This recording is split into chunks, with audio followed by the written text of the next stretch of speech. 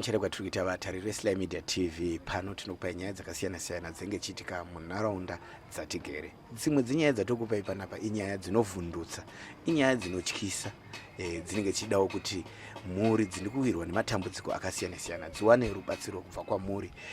Dzimwe dzenguva mhuri idzi dzinenge dzishushikana mukati kuti izvi zviri kuitika izvi zvingava zviri normal here. Nhasi uno tiri kunzvimbo yeGlenwood uko kwatashanyira imwe mhuri yakatsveterwa mudziyo yemunhu akatsakatika pamba payo nasekuru wavo. Masvirwo akaitwa mudziyo iyi, vanhu papa pasina vanhu vakuru. Midziyo yakangosvika ikatsvetwa panze pamba. Zvobva zvanetsa mhuri kuti ko zviri kuitirwei, ko sei zvaitwa izvi vakuru vasipo, sei zvangotsvetwa, ndizvo here zvinoita chivanhu. Regai tikurukure namai vatinawo panapa, vatiudze kuti ko zvakambofamba sei. Mama, ndinokumbira kuti muzviintroduce zita renyu uye mutaurewo nyaya iyi kuti yakambotanga sei. Inini ndinonzi Susan Nyati, zita rangu rekuberekwa. Ndiri mwana wokumusha kuusumba maramba Pfungwe. Ndakaberekwa muPfungwe imomo. Ndakaroorwa kudzinza kunonzi kwaChiudzi, ndokwandakaroorwa ndakabereka vana mudzinza imomo vana 5. Zviripo ndezvekuti inini ndakaunzirwa midziyo yatete vangu vakarasika 2022 nasekuru hanzvadzi yamwene wangu. Mushure mekunge sekuru avakunga vanokumbira mwana kuna amwene wangu kumusha kuMount Darwin. Vakumbira mwana uyu vakapanana mwana vari vaviri. Havana kunge vazivisa baba vanotonga murume vangu, havana kunge vazivisa murume anotonga murume wangu inini, havana kunge vamuzivisa nevanin'ina vake. Murume wangu ndiye mukuru mumhuri iyi. Saka zvadaro mwana akarasika 2022 musi wa 29 April. Mwana akatsvagwa kusvika pakangoita 4 months vachitsvaga. Sekuru vangu vasiri kuwirirana nehanzvadzi yavo. Then vanotsvaga mwana. Sekuru amwene wangu vaiti wakati ngatitsvagei mwana. Sekuru vaiti ini handikwanise kuenda kumapostori kana kun'anga. Handizive, handina kana n'anga yandinoziva kana muprofiti wandinoziva. Ndotokupai vashandi vangu ava ndivo munokwanisa kufamba navo muchitsvaga mwana. Ndokupindura kwakaita sekuru. Vamwene wangu inini wakatanga kutsvaga mwana. Watanga kutsvaga mwana wakasvika pakuneta. Ndobva wangogarawo kumba kwavo bva watozvisiya. Wazvisiya kudaro wangu wasisafonirana nehanzvadzi yavo, wasisataura wese. Wakauya kuno kuHarare, vachasvika kuhanzvadzi yavo, vanosvika kumba kwangu, kusvika kumba kwemunin'ina wavo. Ndo mafambiro yawaita. Kusvika sekuru ava watanga kunetsa vachiti try uyai mutore mudziyo yehanzvadzi yenyu yakupera kudyiwa nemakonzo. Anonzi try murume wangu. Saka vadaro pavakati try uyai mutore mudziyo, try akataura kuti inini sekuru hamukwanise kunge muchindipa mudziyo, inini munotofonera baba vanotitonga.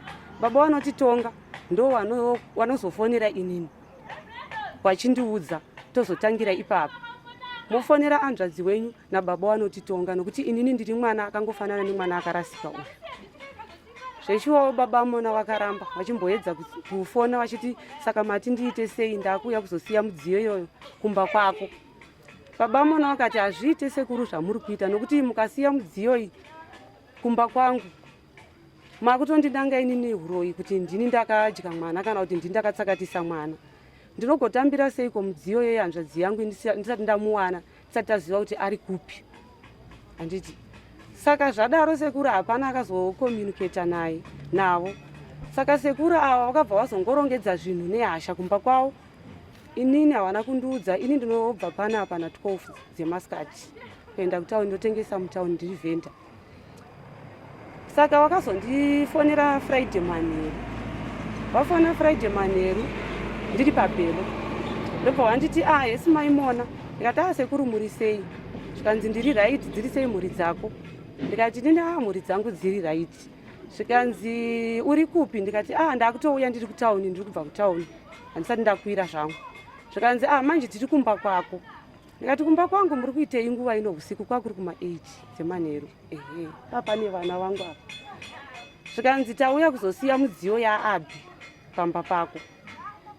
Ini ndobva ndati sekuru zvamaita hazviiti kuti musiye mudziyo mukati memaoko angu pamusha pangu. Inini hamusi kuona here sekuru kuti hazviite, ini ndaita muroora. Imimi endai munosiya mudziyo kumusha kune hanzvadzi yenyu.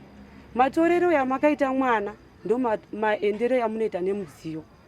Sekuru wakabva vati aiwa zvandiri kuita inini handisi kuita ndega, zvine polisi ripoti mukati. Polisi ndeyandiudza nababa wenyu anokutongai anonzi Bvunzanai naIsaac bamunini wako. Ini ndo pandakapindura nchiti nini, ko madi kuendesa kumba kwavo vanhu ivavo vamataura. Isaac moendesa kumba kwake, inini kumba kwangu handidi sekuru. Handizive kuti munhu uyu ari kupi mupenyu here.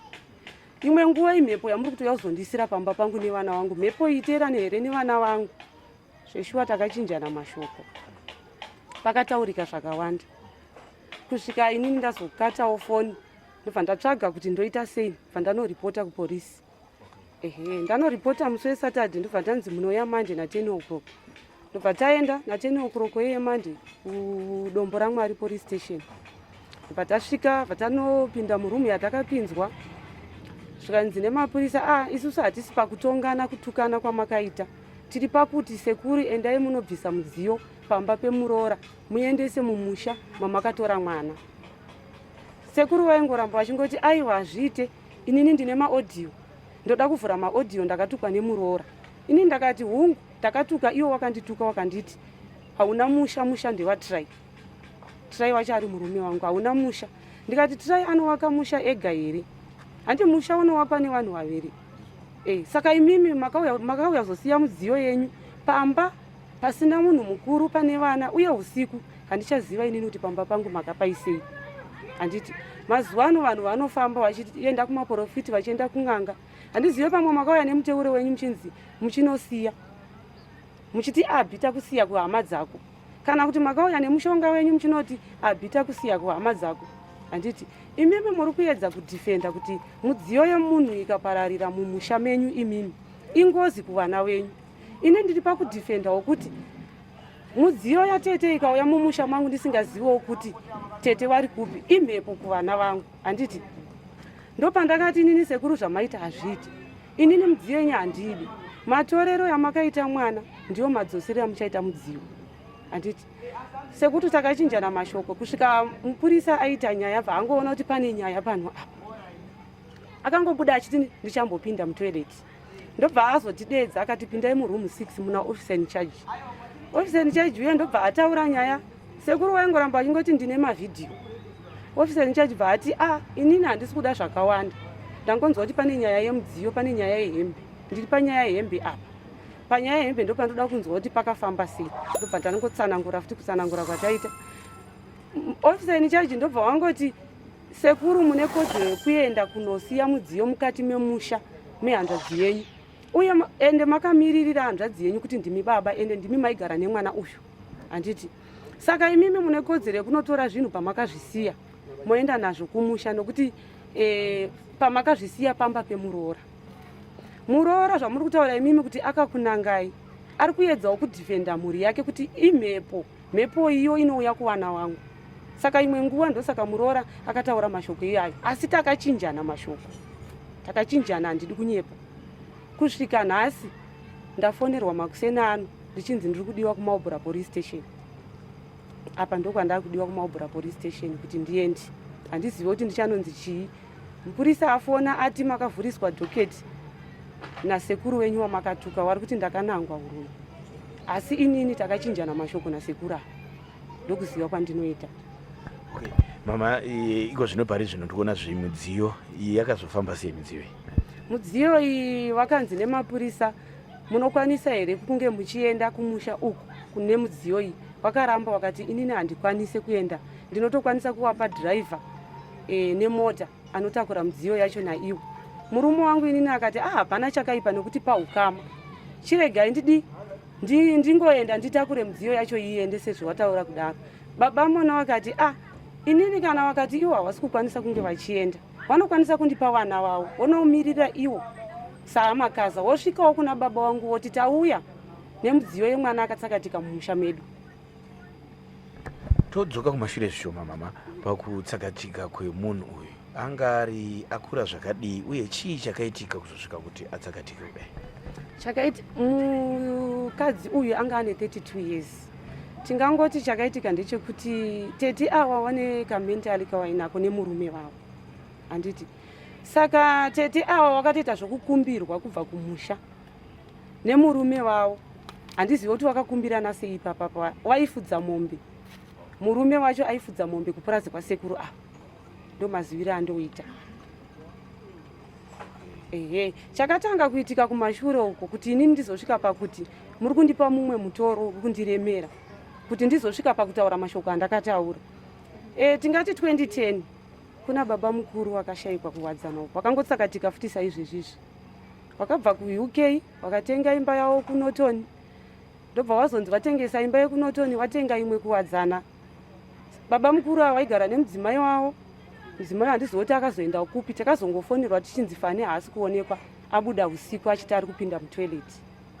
Ndokutsakatika kwakaitika baba mukuru ava. 2010 iyo muna February. Then wakatsvagwa kubva 2010 iyeyo wakatsvagwa maTV, maredhiyo, manewspaper, zvese wakabuda vanhu vachitsvaga kusvika vanhu vangoneta. Vamwe vakati imwe nguva akadzokera kuUK. But chainetsa kuti akadzokera kuUK, pasipoti chitupa zvese, hembe dzake zvese zvazvirimo mumba. Zvakawanikwa zvirimo mumba. Kubva 2010 iyoyo inini ndakazorwarirwa nemwana first born yangu. Akarwara 2014. Marwarire aita mwana wangu inini. Mwana wangu imwe nguva aidonha dziri pfari. Imwe nguva mwana wangu aitaura mazita evanhu. Imwe nguva aitaura kuti ndiri kutoda ropa izvezvi. Handiti. Imwe nguva aita akapinda unogeza mutoileti. Anobuda asina kupfeka. Mwana anga atove nemazamu zvokutoti anga ari saizi yeushu. Ari apo. Mwana iye arwara kudaro. Ndakatanga kufamba nemwana wangu. Handina munhu wokwanyati kumusha kwangu kwandakaberekwa akandibatsira kana wandakananga. Handina munhu wokwachiutsi akandibatsira kana wandakananga. Handina munhu wokwamakasa kwakaberekwa amweni wanga wandakananga. Ndakangotanga kufamba nemurume wangu tiri 2. Kusvika tarapisa mwana wedu kusvika apora. Munhu akarapa mwana wangu inini uyu mupostori. Handiti. Mwana wangu akazopora 2020. Ndipo ndakatanga kuona kuti mwana araiti. But kurapwa kwakaita mwana wangu inini mupostori akataura kuti tinoda kubatsirana kuti chipatara neni. Because mwana wangu ndakaenda naye kwa doctor wakati epilepsy inouya pakasiyana. Ndakazvinzwisisa. Inini mwana ndaingomupa mapirizi. Doctor wakangoti mwana uyu munomupa mapirizi kamwe chete pazuva. But inini ndaita overdosing mwana. Ndichimupa kaviri nokuona madonhero aita. Handiti. Mwana wangu inini pandaimupa mapirizi kaviri anga asingachinje kudonha. Aingodonha chete. Aitongoti zvakabata anogona kutongotiza achienda. Asi pandakazowana mupostori uyu akandibatsira. Anomwa mapirizi izvezvi zvikawanda. Mupostori haachadonhi asi mapirizi ake anonwa. Haachanwa kaviri zvaaita zvezvi. Zvoreva kuti minamato yangu nemapirizi aya zvaenderana. Handiti. Mwana wangu akatosvika pakuroorwa atove nemwana wake. Handiti. Inyaya yakaitika kaiyo. Tichingobva kudaro ndopakabva pazonzi tete washayikwa. Handiti. Asi kushayikwa kwatete uku washayikira wari mumaoko masekuru. Saka ini ndakazobudisa mashoko ekuti sei muchindipa mumwe mutoro pamusoro pemumwe mutoro. Hamusi kuona here kuti muri kundiremedza. Ndine chandakakutadzirai here vanhu vokwamakasi. Mairevei apa kuti mutoro pane mumwe mutoro? Mutoro wandaireva apa kuti mutoro pane mumwe mutoro. Inyaya yekuti ndakarwariwa kwemakore akawanda. Handisati ndanyatsogusikana kuti ndizive kuti dambudziko iri rakapera. Ende handizive kuti chii chairwarisa mwana uyu. Ende handizive kuti uye mwana wamweni wangu wokutanga akaenda kupi. Handizive futi kuti mwana wamweni wangu wechitu akaenda kupi. Inini ndaiswa pakati nemwana wangu. Saka inini ndiri pakudifenda wana wangu, ndiri pakurwira wana wangu. Alright mama, tichitarisa nyaya yese ndinoziva kuti imimi semunhu munenge muchida kubatsirwa, help yamunogona kuda imimi kune vanenge vachikuonai pari zvino nchii? Inini ndinotoda kubatsirwa nemari yekuti mhuri yeZimbabwe indibatsire zvibude pachena izvi. tete avo vawanikwe tizive kuti vari kupi. Ndochandinoda kuti ndizive. Asi makambofamba here imimi pachenyu muchizama kutsvaga vanhu ava vese vava vaviri ka? Vava vaviri. Takambofamba but zviri kuramba hatisati tawana. Hatisati taudzwa kuti mwana ari kupi, mupenyu here kana kuti akafa. Vamwe vacho vari kubvuma here kufamba nemi muchifamba? Ndiani ari kunyanya kufamba? Inini amwene vangu nevana vavo vari kubvuma kufamba. Sekuru avo havasi kubvuma kufamba.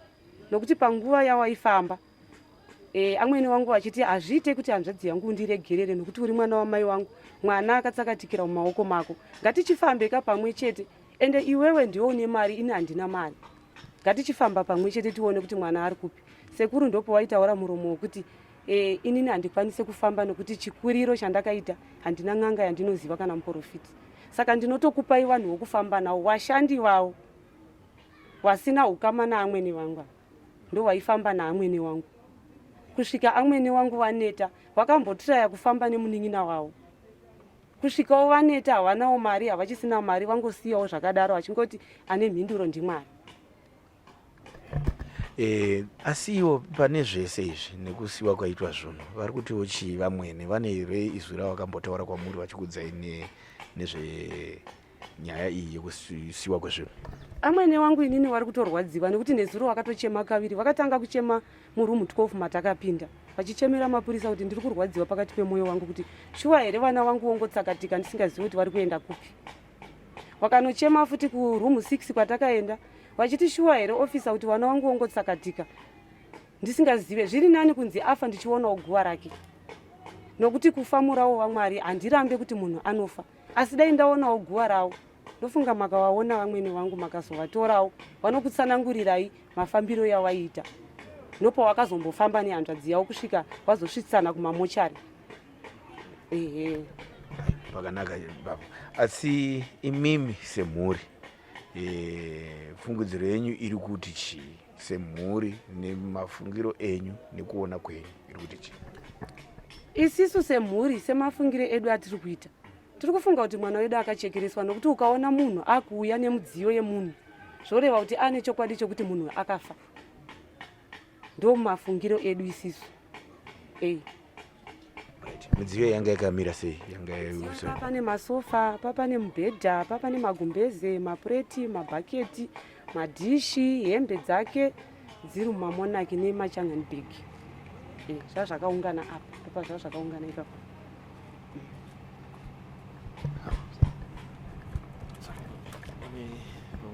Rezvino ndaakukurukura namukoma Traimo Chiutsi anova murume wamai mona avo vatabva kutaura navo. Mukoma Traimo, imimiwo sababa nyaya iyi munoionawo sei? Mhuri yeZimbabwe nyaya iyi yakaoma nekuti kwatabva nayo mutoro muhombe wekuti kana kurongedzera bhegi chairoka panotoda kana 20 mabhegi yokurongedzera, dai yanga iri mhosva chaiyo yokuti izare imomo. Asi chinhu chikatikashamadza ndechekuti tiri pabishi rekutsvaga hanzvadzi yedu, zvinhu zvouya, hapana mukuru aripo. Ende sekuru vakambondishedza, ndakataura kuti inini ndira baba vanonditonga inini, ndichaenda ndovataurira kuti baba ndo mamire azvakaita kushaya kwatakaita mwana, taifamba tese, saka poitwa sei? Saka tiri pakati pokudaro wakandifonera wachiti ndakaenda kuSouth Africa ndokwandiri. Kana ndadzoka ndozokudza kuti ndadzoka. Saka nofunga vakadzoka last week ndokudzoka kwavakaita. Kuchidzoka kwavakaita hawana kwanisa kundibata.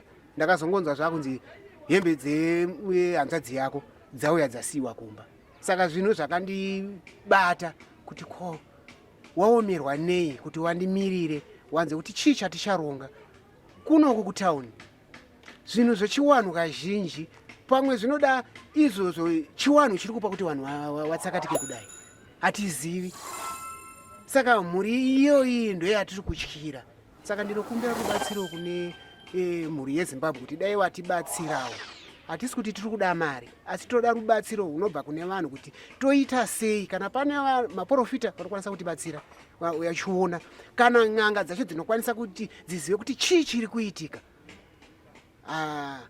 Nofunga takazotakura zvinhu nezuro, taenda kupolisi takatakura zvinhu unofunga takasimuka panapa na 5 zvazvikaungana apa takasimuka takaenda kumusha ndasvika panapa na 5 kunze kwakuedza saka ndichisvikawo ndichitiwo rega ndizororewo zvekuma 7 ndichitopedza ndichiti rega ndidye ndipo ari kutondodza kuti pane kho yapinda muri kunzi Susan Nyati uri kudiwa nepolisi kuMobra police station wamhangarirwa wavhurirwa dhoketi nasekuru wako wanova nyaya tikatonga nezuro saka izvozvizvi tava tina 2 o'clock saka 2 o'clock taakutomhanyira kuenda kupolisi kuti tiende kuona kuti nyaya yacho iri kunzi kudii. Ava vachakatika vataurwa vaviri va2010 newa2020 ndiani mukoma ne uyu wokutanga uyu 2010 ndiye mukoma mukuru wondozoteedzera inini kochizoya vamwe pawasikana ndiye wokutanga saka kana inini kwakaenda mwana mukomana mukuru uyu amusikana mukuru aenda izvo muri kuzvitora sei muri kwachiutsi nekushayikirwa nevana nenzira dzakadai zvinhu zvakaoma ndosaka ndaiti sekuru wangu ngatibatsiranei tese pamwe chete tione kuti zviri kufamba sei. Ndakabva kumusha inini nezuro ndichibva ndichitaurira vanonditonga inini vakati ehe mauya muchimhanyamhanya sekuuya kwamaita chiitai kuti mudzoke muone kuti toita sei nehembe mawiri ayadzaita. Saka ndiri mubishi rekutsvaga mari kuti tigare pasi tiunganidzane, asi toda kutanga tapedza zvepolisi zvataurwa. Ndakutomira kutotsvaga mari, asi pachatoda rubatsiro futi kuti tiwane mari yokuti tiende. Atingangosiya avanda amai avasisina murume, atova murume wavo tisu tinofanira kutovabatsira. Saka tikangorega kuenda kuvaona nokuvabatsira zvinhu izvo tangosvika kuunganidza atizivi pamwe kunotsakatika futi mumwe mwana tisati tafamba. Saka mhuri yeZimbabwe ndinoti ngatibatsiranei, tibatsirei pano patinokwanisa kuti tibatsirike. Kana pano wamuri kuziva tinokupai mafoni namba yedu motifonera toenda, asi mari hatina. Ndochikumbiro chatinacho. Wanokwanisa kutibatsira unokwanisa kutibatsirawo. Kana pano zvinozoitika kuti mwana awanikwa tozotaura nemunhu iyeyo tawana mwana. Kana pano wanokwanisa kubata mashawe ekuti ziva kuti mwana ari pakati ngavatiudze, watifonere wotiudza pane mwana nhasi kana mangwana. Vanga vakutarisai vari kukuona izvo zvanoda manambers enyu kuti vakwanise kubatira anobata ipapi. Namba yangu inini i0773 098 378 0773 098 378. Ndiyo nyaya yatanga tinayo vatariri veSlyMedia TV. Inyaya inosuwisa, nyaya inonetsa muri mukati mekurarama. Iye muridzi wezvinhu zvaasi kuzikanwa kuti akaenda kupi, akangotsakatika patova nemakore ati kuti. Ivo muridzi kubva dzanetseka kuti chii chiri kutora nzvimbo, sei zvaitwa usiku, sei zvaita zvekutsvetwa pamba apa vakuru vasipo. Amen. Zviri kwamuri vatariri veSlyMedia TV kuti munoiona sei nyaya iyi. Anokuoneka indi simba rachezvidza ndichitendera mukoma Sly Silvester vakabata kamera yedu. Tosangana mune zvimwe zvirongwa. Bye bye.